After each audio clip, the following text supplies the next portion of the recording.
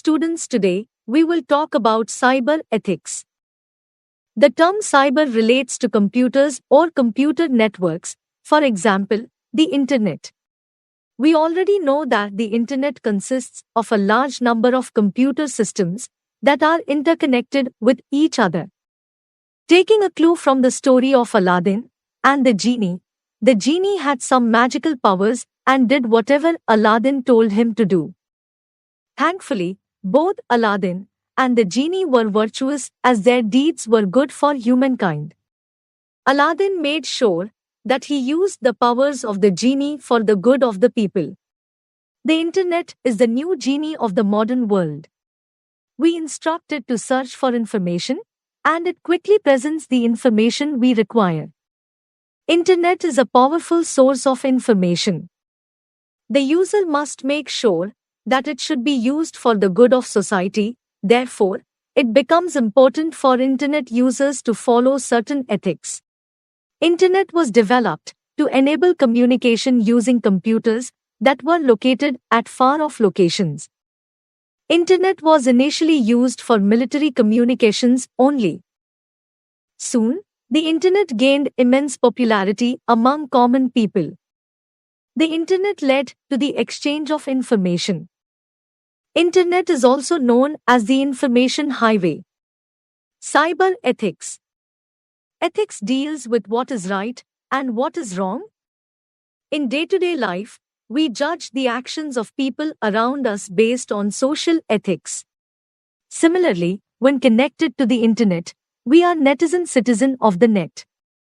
Netizens' actions are also evaluated based on ethics that they need to follow while surfing the net. Cyber ethics is the study of the online behavior of the users and how it affects the individuals and societies.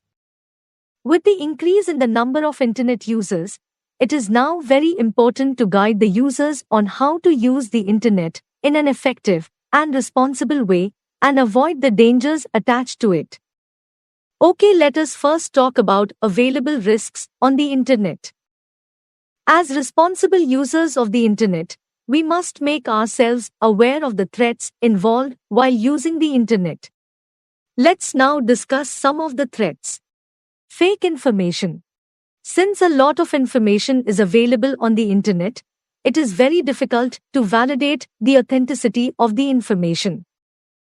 A large number of Internet users create fake accounts on social networking websites.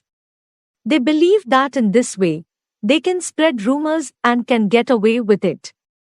There have been many cases where rumors have caused riots and hate. These rumors are spread using different social networking apps. Before you believe in any kind of information, make sure you verify the information from creditable sources available on the Internet or ask people whom you trust. Computer virus. In the 21st century, a huge number of professional organizations use the web to work online. Companies, as well as government organizations, keep their crucial information on the web. People with the intention to destroy or steal this information create a deadly virus with the intent to sabotage this information. These people use the Internet as one of the most preferred media for spreading the virus. Loss of confidentiality of information. Hackers are people who exploit the weakness of a computer system or a computer network. They breach the defense of a computer having weak security. Hackers steal crucial information from a computer system. They steal this information for money, fame, or just to take revenge on others. Hackers have caused huge financial losses to the organizations throughout the world. In simple words, cybercrime is an act of crime in which a computer system is used to commit an offense. Cybercrime is a crime punishable by the law. Criminals use computer systems to steal crucial information of an individual or an organization. The purpose is to exploit the information in order to threaten, defame, or exploit the victim. Students, now we will talk about cybercrimes. Cybercrime does not only involve the use of computers for committing cybercrimes. Nowadays, a large number of cybercriminals use different digital gadgets, smartphones, tablets, laptops, etc., to commit such crimes. Now that we have learnt what cybercrimes are, let's discuss about the different types of cybercrimes. Cyberbullying. We all have heard or seen one or two incidents of bullying in the real world. We all have seen or heard people yelling at each other in a busy street or in some other public places. Bullying is the act of intimidating or abusing anyone. This is done to overpower a person or a group. When the same act is performed using digital devices, it is called cyberbullying.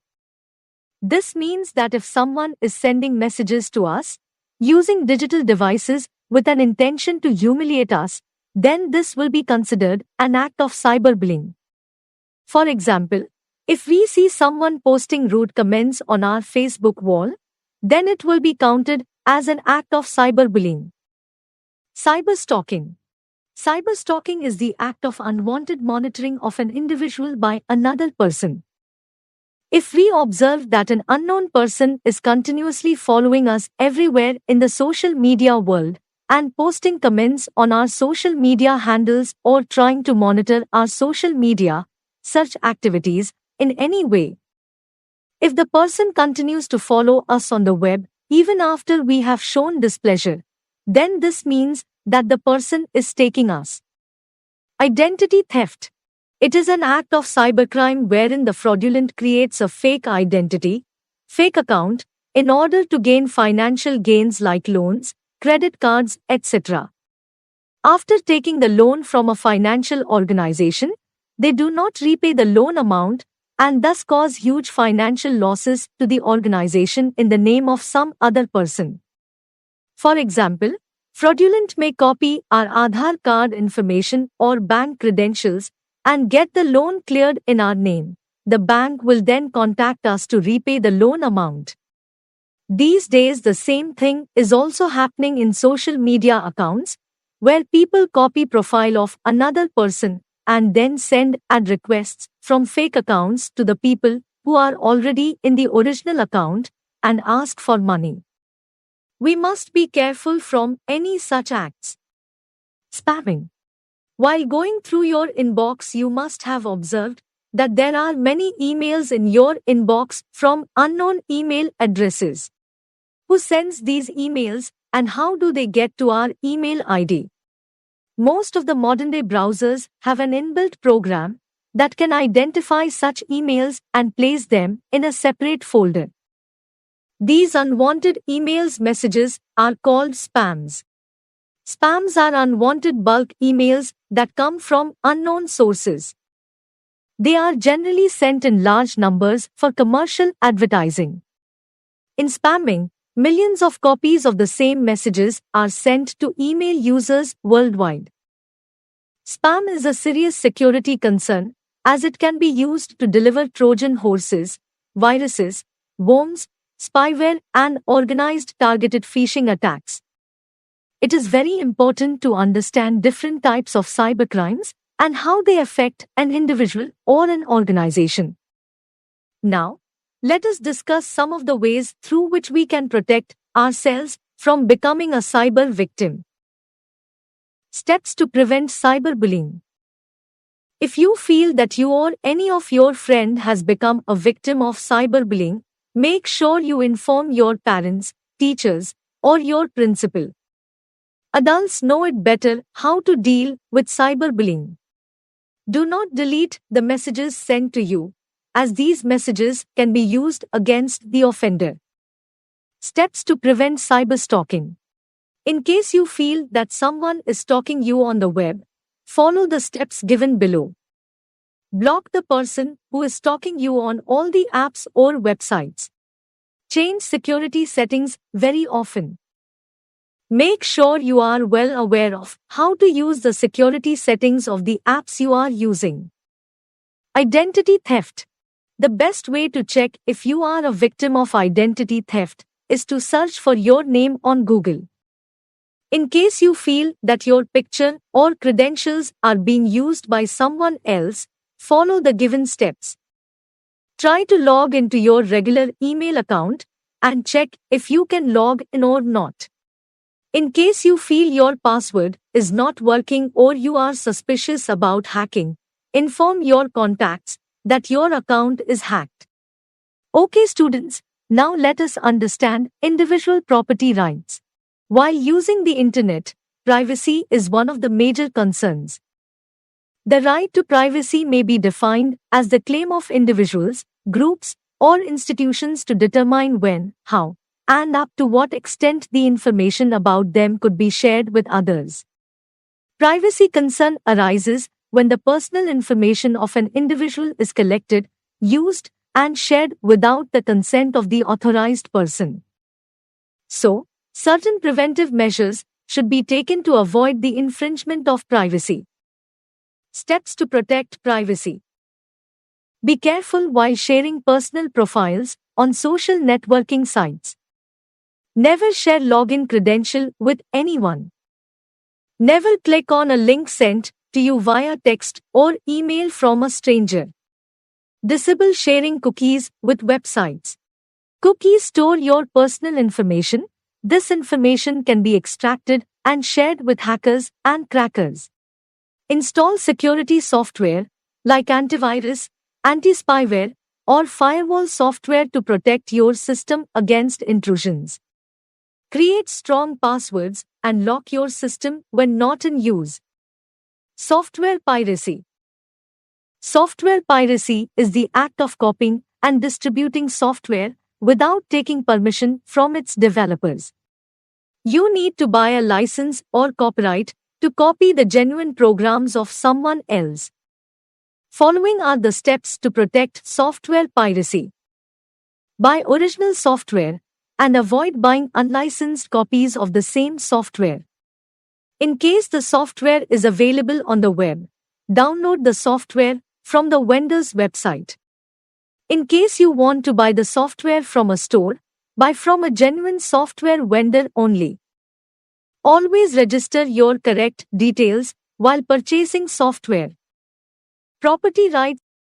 Intellectual property is a term that refers to the legal property rights of a person over his/her creations of the mind, both artistic and commercial. Under intellectual property law, the owners are granted certain exclusive rights to ensure that the creator's hard work is safe and protected from unauthorized copying and piracy. Steps to protect intellectual property rights. Patent your inventions. A patent is a right relating to the new inventions that grant the inventor the sole right to make, use, and sell that invention for a specific period of time. The validity period for a patent in India is 20 years from the date of filing of the patent application. Copyright your art and publications. A copyright is a legal right granted by the law to the creator for his original work. The rights provided under the copyright law prohibit others from creating a copy of the work, translation of the work, and distribution of the work to the public. Legal action can be taken if someone copies the work without the permission of the author or organization.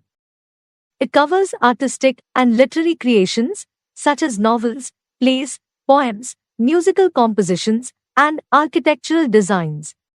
The copyright of work lasts for more than 70 years, even after the death of its author. Register your trademarks.